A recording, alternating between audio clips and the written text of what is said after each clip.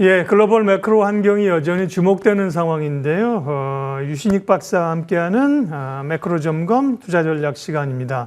KBWB 스타자문단 유신익 수석 이코노미스트 함께합니다. 어서 오십시오. 네, 반갑습니다. 지금 미국 증시도 물가 FOMC 위에 올라가는 것들이 계속 AI에 대한 한쪽에서의 기대감, 또 반대편에는 경기 둔화 우려감도 함께 있는 것 같습니다. 일단 미국 경기 상황은 어떤지부터 좀 판단해 주세요.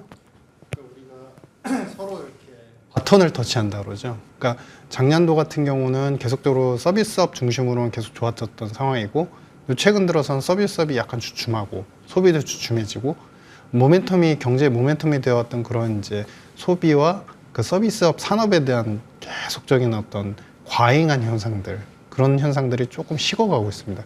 그런 반면에 최근에 추세적으로 보면 제조업이라든지 이런 부분들이 일반적인 산업, 이거는 미국의 재정 정책하고 연결이 되겠죠. 재정 정책을 하면서 인프라 투자 정책을 하니까, 그러다 보니까 전력에 대한 수요가 많아지고, 그와 동시에 그것 때문에 여러 가지 산업들 중에서 전통 산업, 화학이라든지 소재 산업 같은 경우도 그런 산업에 대한 이제 수요가 많아지면서 제조업이 바닥을 치고서 이제 터닝할 수 있는 또 기로에 있는 상태. 그러니까 한쪽에 제조업 경기 안 좋다면서요, 지금? 제조업 경기는 워낙에 그동안 안 좋았던 상태에서 이제 바닥을 탈출하면서 터닝을 하려고 하는. 근데 바닥에서 터닝을 할 때는 항상 우리가 제조업 경기, 우리가 일반적으로 보는 PMI 심리 지수가 있는데, 이 지수가 구매자 관리 지수인데, 이제 구매자들이 경기 좋아요? 라고 물어봤을 때, 네, 좋습니다. 어떻게 될 것 같습니다. 이렇게 판단을 하는 거거든요. 전에 PMI 안 좋았죠. 그래서 이게 이제 한 달은 좀 반등이 나왔다가 또 한 달은 이제 약간 이제 다운턴이 되고, 그러면서 바닥을 다지는 형국인데, 앞으로의 전망은 이제 연말이 되면은 금리는 이제 서서히 완만하게라도 낮아질 가능성이 있고, 두 번째 제조업 산업은 사실 이번 미국이 준비하고 있는 여러 가지 AI 산업 패러다임에서 그렇게 큰 혜택을 못 봤어요. 직접적으로 자동화는 있지만 AI는 없었거든요. 근데 만약에 AI까지 접목이 될 가능성이 있고, 그것들이 실제로 적용이 된다고 한다면 터닝을 할 가능성도 있다. 즉, 이제 한쪽이 뜨거웠던 서비스업이 약간 주춤하고, 제조업이 또 그 바톤을 받아서 약간 올라갈 수 있는 그런 여건이다라고 보여집니다. 네. 제조업 경기 둔화에 대한 우려가 있는데요. 제조업 경기가 바닥에서 좀 올라오려는 시도를 하고 있다. 이 말씀은 좀 위안이 됐고요. 물가는 지난주에 있었던 소비자 물가, 생산자 물가지를 포함해서 물가는 확실히 조금 이제 잡혀간다. 더 이상 물가에 대한 걱정은 크게 하지 않아도 되는 겁니까? 어떻게 보면 우리가 이제 그런 거죠. 물가에서는 크게 두 가지 요인을 보시면 됩니다. 외부에서 오는 에너지 가격이 얼마나 또 변동을 일으키느냐. 근데 이 영향력은 확실히 사라졌어요. 대표적으로 유가. 유가 이런 부분들 이제 물론 원유나 여러 가지 그것과 연결되는 운송 서비스, 우리가 얘기하면은 뭐 버스 타고 지하철 공공기관 뭐 이런 것들은 아직 높은 상태이긴 합니다. 하지만 외부에서 도입되는 에너지의 상품 가격은 낮아졌고, 그래서 추가적으로 뭐 큰 쇼크가 오지 않는 이상은 외부 에너지에 대한 영향력은 적어질 것이다. 근데 중요한 거는 내수 물가는 어떠냐? 답보 상태입니다. 어떤 답보 상태냐면은 주택 렌트비, 그다음에 메디케어 서비스 가격들, 이런 이제 내수에서 미국 안에서만 이제 지출하는 그런 가격들이 작년도까지 계속 고공행진을 하다가 하반기부터 서서히 꺾이기 시작했어요. 주택 렌트비 같은 경우 7, 8% 정도 상승률이 나오다 이제 5% 상승률이라고 합니다. 근데 여기서 또 다시 한번 레벨 다운, 그러니까 더 떨어지려면 시간이 좀 걸리는 거예요. 기다려야 되는 겁니다. 그러다 보니까 미국의 물가가 3% 초중반대에서 한 달은 예상치 상회, 한 달은 예상치 하회, 이런 형국이 앞으로 5개월 정도는 반복이 될 수 있는데, 추세로 봤을 때 그러면 이게 다시 올라갈 개연성이 있냐? 그러진 않아 보입니다. 그래서 어느 정도 좀 답보 상태를 거치다가 다시 이제 조금 더 안정화되는, 즉 3% 초반대까지 이제 하향 안정화될 가능성이 있어 보인다라고 판단이 됩니다. 네. 다음은 금리인데요. 금리가 이제 뜨거운 감자입니다. FOMC에서 사실 점도표만 보면 상당히 매파적이었는데 시장은 덜 매파적으로 해석을 했고요. 9월에도 금리를 내릴 수 있다는 기대감이 오히려 확산이 되고 있습니다. 그러면 금리 인하 시점은, 경로는 어떻게 보시는지, 그다음에 금리 인하 하면 오히려 뭐 주가가 또 빠질 수 있다는 시각도 있어요?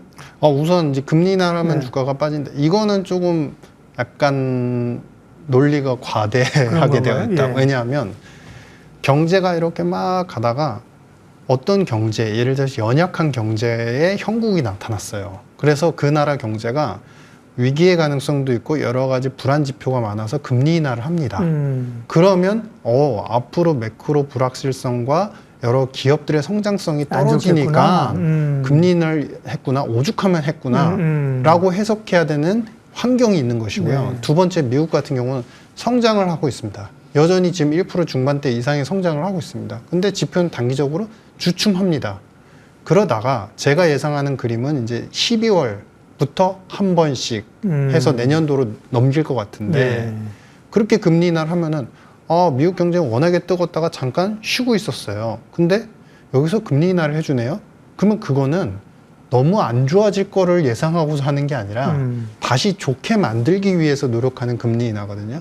그것을 보고서 금리 인하를 하면 무조건적으로 안 좋아진다. 네. 성장성은 안 좋아진다. 시장의 심리는 안 좋아진다라고 일괄적으로 해석하는 건 무리가 있다. 국가별로 틀리고 미국은 오히려 좋은 영향을 받을 가능성이 있다라고 이제 판단을 합니다. 네. 12월부터 인하를 예측하시는군요. 그러니까 그게 말씀하신 그런 금리 인하를 이제 소위 시장에서는 보험성 금리 인하라고 얘기하는 거예요? 네, 맞습니다. 네, 네. 그러니까 보험성 금리 네. 인하보다 더 정확히 하면 네. 정상화라고 네. 표현을 했습니다. 이제 네. 페드에서 너무 금리가 높았고 높았던 상태에서 작년 12월 말에 했던 얘기는 이제 너무 높은 금리에서 정상적으로 그 전에 2% 뭐 거기까지는 못 내려가겠지만 네. 그래도 어느 정도 안정화시켜야 된다는 의지에서 그 의지는 다시 말하면 경제를 본인들도 좋아지게 만들게끔 노력을 하겠다라는 일환으로 네. 해석이 된다. 근데 그런 걸 보고서 금리 나오면은 주가가 떨어지고 뭔가 안 좋아진다로 일괄적으로 해석하기는 좀 힘들다라는 네. 것입니다. 주식시장 얘기하겠습니다. 미국을 포함한 글로벌 얘기하고 우리 시장 얘기하고 이런 순서로 갈 텐데요. 미국은 보면 뭐 나스닥이 계속 최고치를 가고 있는 흐름이 좋은데 다만 이게 AI 관련된 일부 종목만 가고 미국도 차별화가 심한 것 같아요. 그러면서 이제 엔비디아 기업 분할 이후에 물론 다른 것들이 계속 순환이 나타납니다만 이런 AI를 주동력으로 한 미국의 주가 상승세는 올여름에도 소위 뭐 썸머 랠리가 가능하다고 보세요? 랠리라고 표현을 하면 이제 그 상태에서 예를 들어서 그 자리에서 추가적으로 15%, 20% 이상 더 열심히 달려갈 때 랠리라고 표현을 하거든요. 그럼 우리가 역설적으로 생각해 봤을 때 여기서 엔비디아 혼자만 20% 이상을 막 또 빨리 달려가기에는 너무 숨이 버겁습니다.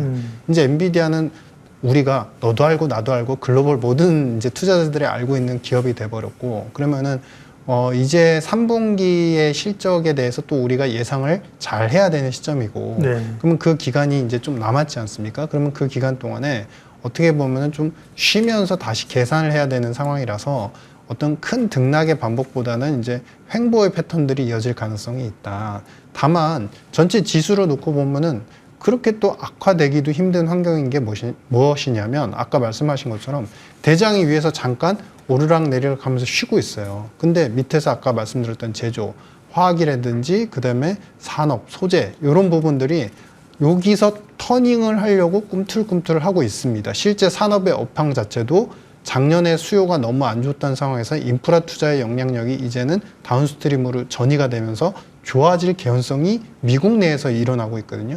그리고 이제 또 한 가지는 마지막 금리에 민감한 바이오 빅팜들의 산업과 주가의 패턴들인데 이런 부분들도 이제 조금 더 매출이 좋아지고 성장성이 돋보일 수 있는 구간으로 가고 있기 때문에 어떻게 보면 지켜주는 대장이 지키고 밑에서 꿈틀대면서 어떻게 보면은 향후에 어떤 레벨업을 또 기다리는 휴지기의 타이밍이 되지 않을까라고 생각합니다. 국내 증시는 어떻게 보세요? 일단 여러 이슈들 가운데 공매도 얘기는 내년 3월까지 일단 공식적으로 좀 연기를 해놓은 상태고 이게 이제 외국인들에게 부정적인 시각을 주고 밸류업 절차는 좀 남아있고 금투세도 남아있고 외국인 수급도 좀 제한적이고 국내 증시 여름 상황은 어떻게 보세요? 관건은 이제 우리가 전체 자산의 어떤 표명이 되는 원화의 가치입니다. 그러니까 원달러 환율인데 지금 1370원, 80원대 레벨에 있고 위안화도 쉽게 떨어지지 못하고 있어요.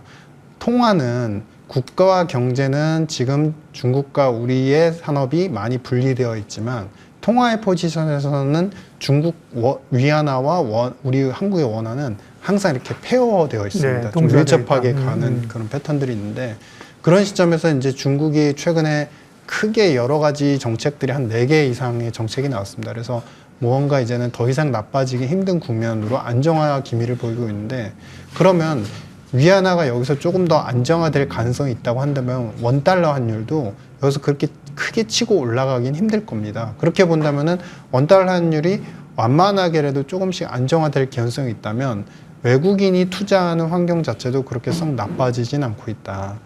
그 여러 가지 산업 정책적인 측면에서 여전히 이제 그 전에 없었던 밸류업에 대한 부분들이 조금씩 더 늘어나고 있고, 그다음에 제도 개선에 대한 이제 산업 자본시장 자체에 대한 제도 개선이 계속 이어지고 있기 때문에 환경이 외국인 투자자들이 우리의 시장과 마켓을 그렇게 또 쉽게 버리기도 힘든 환경, 오히려 좀 나아지면 나아졌지 나빠질 건 없는 환경이라고 보여집니다. 네. 예, 글로벌 이슈들 점검했습니다. 뜨거운 여름장 썸머랠리 좀 기대도 있을까 화두를 던졌는데 그래 녹록지는 않은 것 같습니다. 오늘 여기까지 합니다. KBWM 스타자문단 유신익 박사님 함께했습니다. 고맙습니다. 네, 감사합니다.